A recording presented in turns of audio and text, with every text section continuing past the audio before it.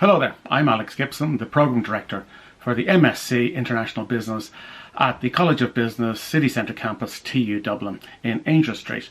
Delighted to take some time to tell you a little bit about the Masters in International Business. I suppose the first thing to know about it is that it's a deepening programme, so there is a requirement and expectation that you would have a level 8 undergraduate business or business related degree prior to coming onto the course.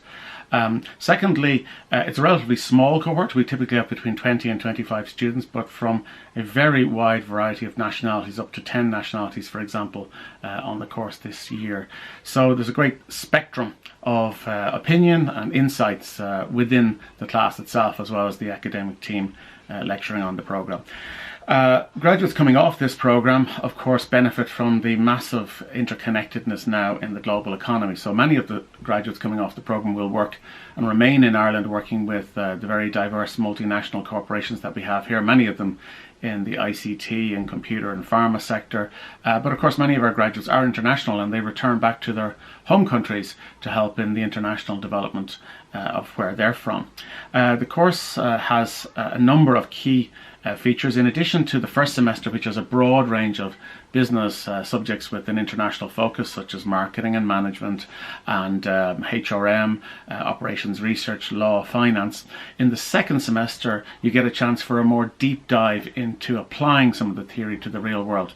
First with a series of over 20 seminars given by leading international, national academics and professionals to apply the learning in real world context. So that's something that's always a very strong feature and much appreciated by students and gives them a great opportunity to reflect on their learning.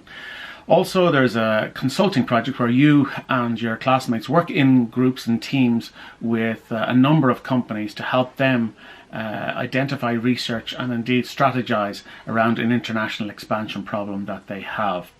We also have the opportunity to make an international study visit. This is a highlight of the year, obviously, in the second semester.